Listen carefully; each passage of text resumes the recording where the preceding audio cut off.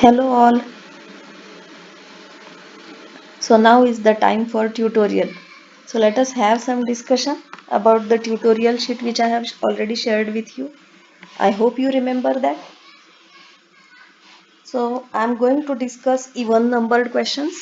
So the odd numbered questions are going to be solved by you.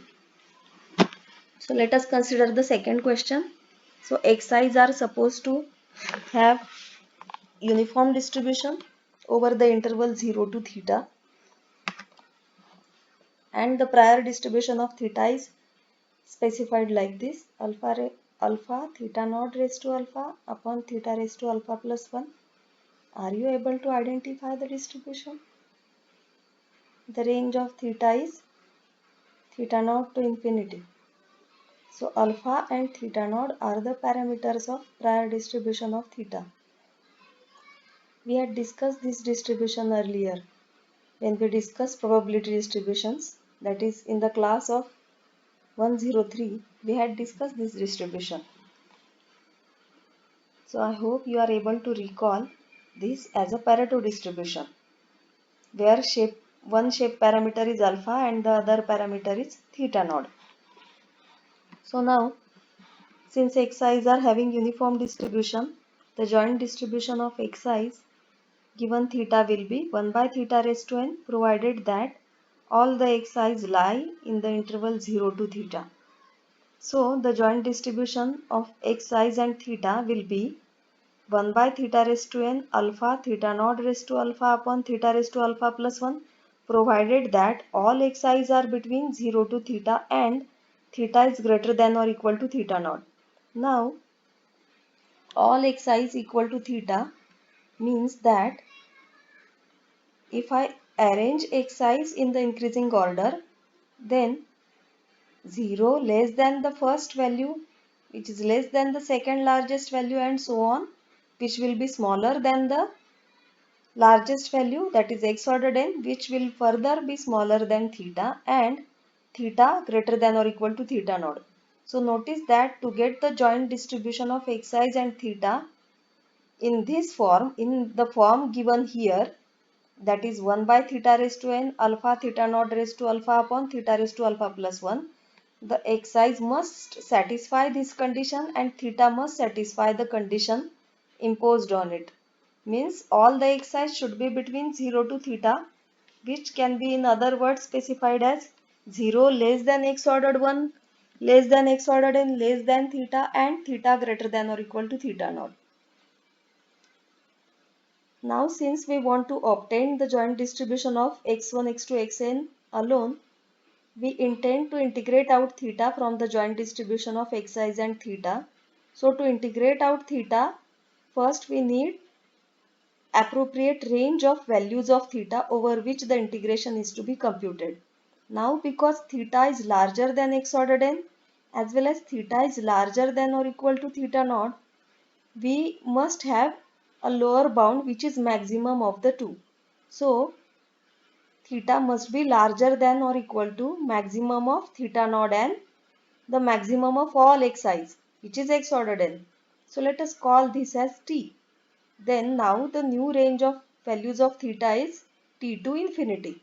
So the marginal distribution of xi's, the marginal joint distribution, means in short, the joint distribution of x1, x2, xn will be integration of the joint distribution of xi's and theta over the range t to infinity, means integration of alpha theta naught raised to alpha upon theta raised to n plus alpha plus 1 over the range t to infinity.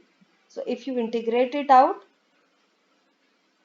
you get finally alpha theta naught raised to alpha upon n plus alpha times t raised to n plus alpha, where this t this t depends on the prior parameter, this t depends on theta naught and x ordered n. So if you look at this carefully, you may have an impression that the distribution does not depend on xi's, or the distribution does not contain any term involving xi's. So that is not true. The term t contains x ordered n. So that is how the joint distribution involves the variables. So now what will be the range? Now because earlier the range was 0 to theta, but theta has been integrated out. So now the new range will be simply xi is greater than 0 for all values of I. Okay, now the question was to obtain the posterior distribution of theta. So how can it be derived? So let us consider the posterior distribution. So the posterior distribution will be joint distribution of xi's and theta divided by the joint distribution of xi's alone. So it will be n plus alpha times t raised to n plus alpha upon theta raised to n plus alpha plus 1, provided that theta is greater than or equal to t. So if you look at this carefully, this is again Pareto distribution with parameters n plus alpha and t. So earlier the prior distribution was Pareto with parameters alpha and theta naught. Now the posterior distribution is again Pareto with parameters n plus alpha and t. So thus, following the concept of conjugate prior, we can conclude that Pareto distribution is a conjugate prior for uniform distribution.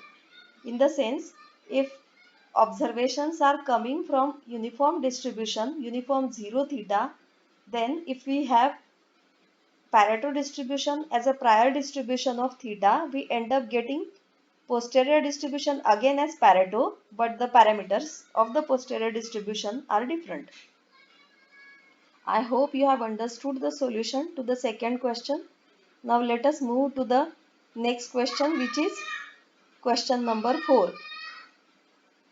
So the marginal distribution of x is given as theta into 1 minus theta raised to x minus 1, where x starts from 1 to infinity. I hope you are able to identify this distribution. It's a geometric distribution where you are counting the number of trials needed to get the first success, including the trial on which the success has been observed. So clearly here the values will start from 1, 2 onwards.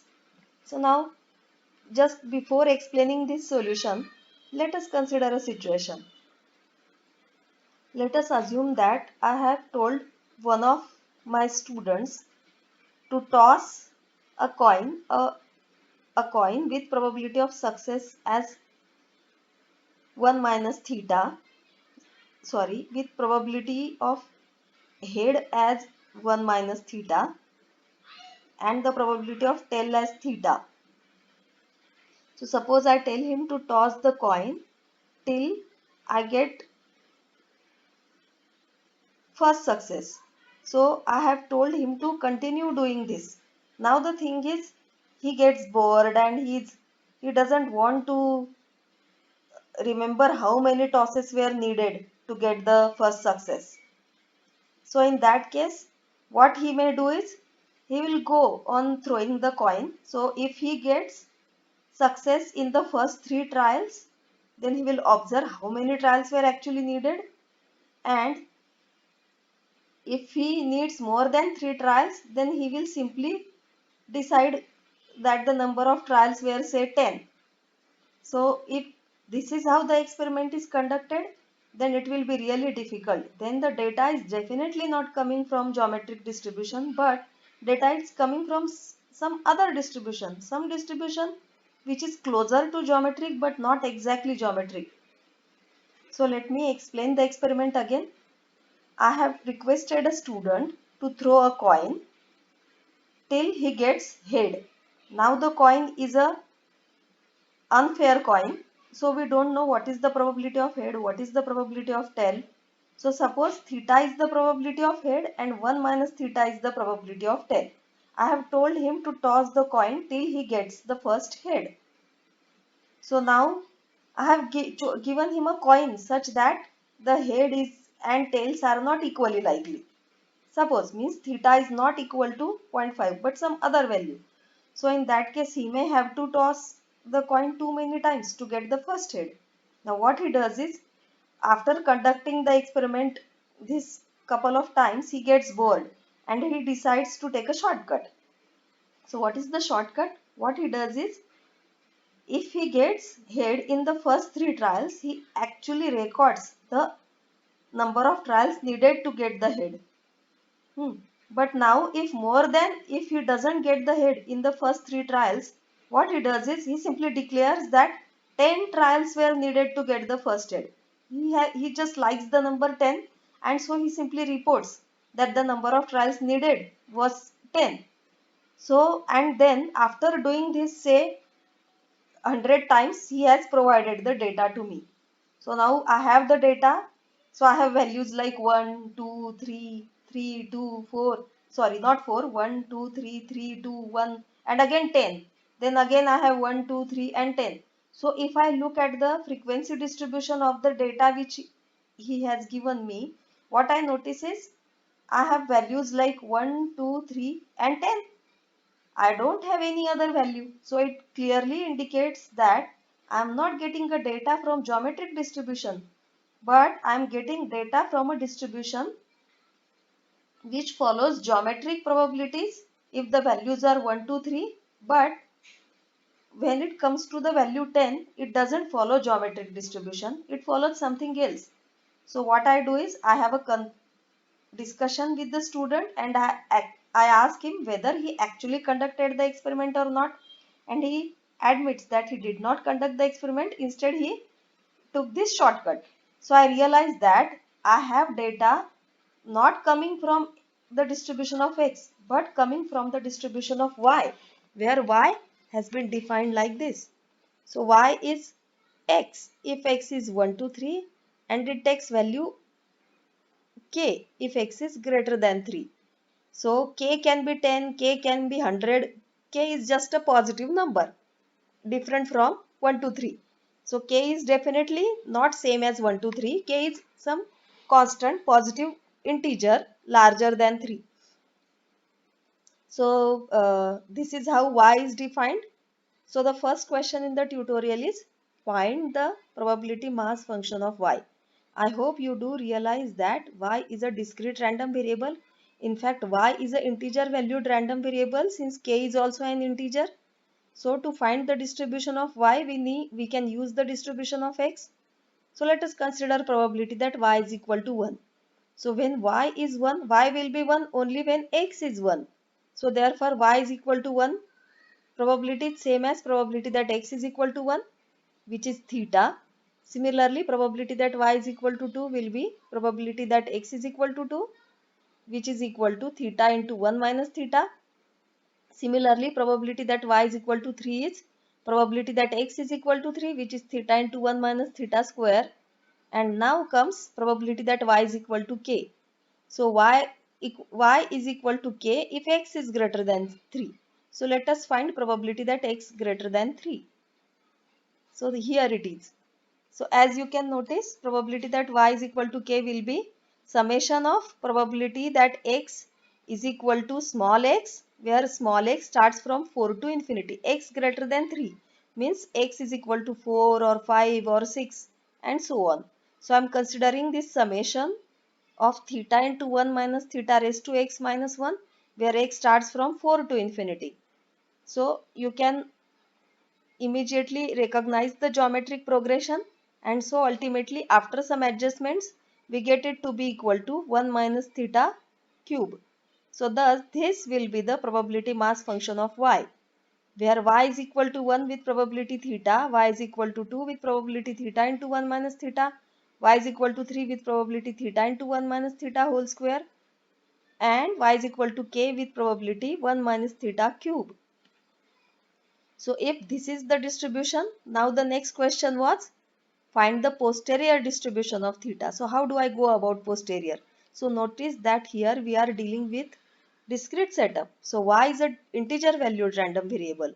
So to get the joint distribution of y, we must multiply this probability mass function of y with the prior distribution of theta. Now recall that the prior distribution is specified as 6 theta into 1 minus theta. So I will multiply all these probabilities with 6 theta into 1 minus theta to get the joint probabilities of y and theta. So I get the joint distribution like this. P1 theta is 6 theta square into 1 minus theta. Similarly, P2 theta, P3 theta, Pk theta are obtained. So now to get the marginal distribution of y, we must integrate each of these with respect to theta. So for example, if I want probability that y equal to 1, I'll integrate P1 theta with respect to theta. Okay, so let us find probability that y is equal to 1 is integration of 6 theta square into 1 minus theta, which is nothing but 6 times beta 32. So upon simplification, the probability is simply half. Similarly, probability that y is equal to 2 is 6 theta, integration of 6 theta square into 1 minus theta whole square with respect to theta, so which is 6 beta 33. Upon simplification, it becomes 1 by 5. Similarly, probability that y is equal to 3 is 1 by 10, and probability that y is equal to k is again 1 by 5. So the prior predictive distribution of y, which is the marginal distribution of y, is this. Probability that y is equal to 1 is half, y is equal to 2 with probability 1 by 5, y is 3 with probability 1 by 10, and y is k with probability again 1 by 5. So notice that this sums to 1. So the distribution is correct.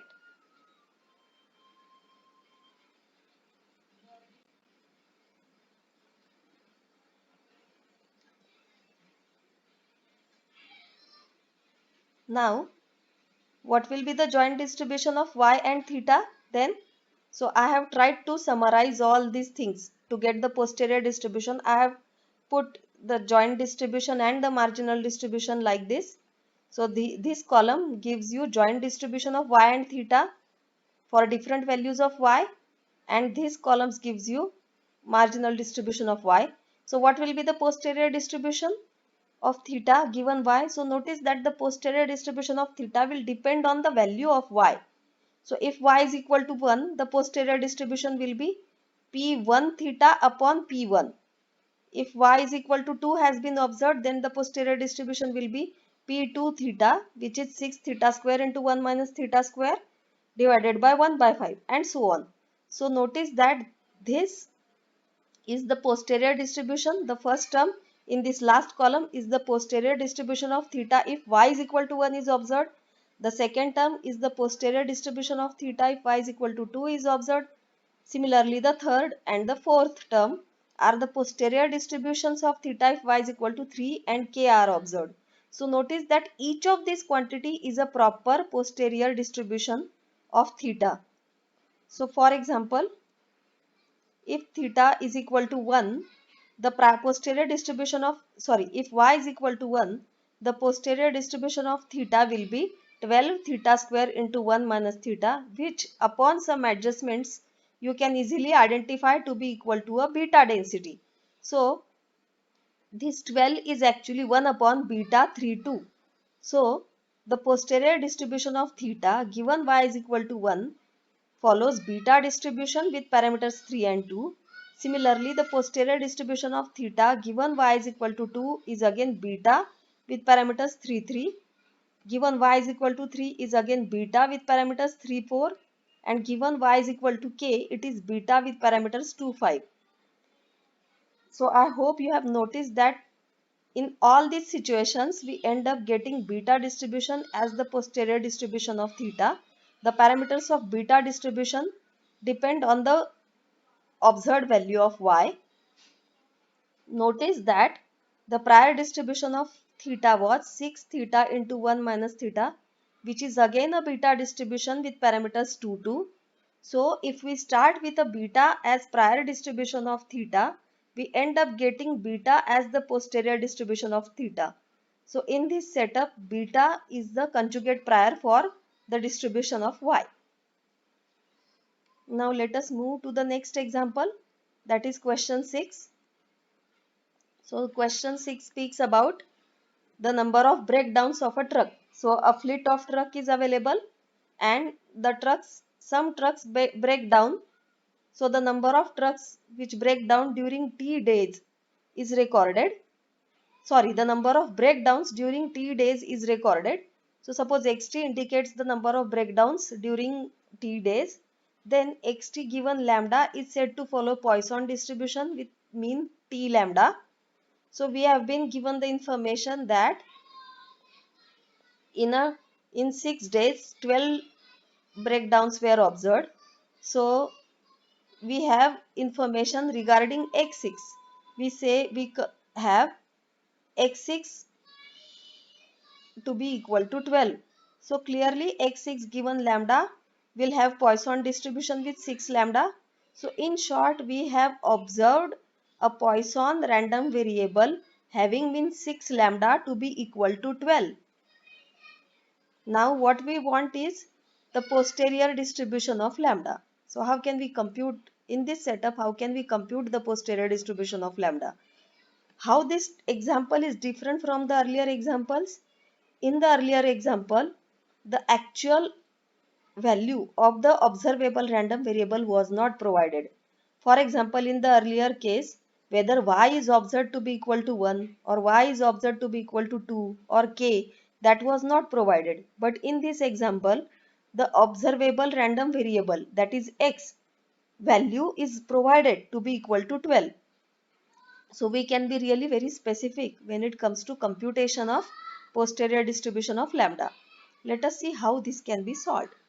So let us consider the prior distribution of lambda as given in the example. So this is the prior distribution. 0.5 value, lambda takes value 0.5 with probability 0.1, lambda takes value 1 with probability 0.2, and so on. So lambda, unlike the earlier Poisson gamma setup, here we are assuming lambda to be a discrete random variable taking only these many values. So 0.1, 1, 1.5, 2, 2.5 and 3. So 6 possible values of lambda are there. Notice that such type of example we have not discussed before.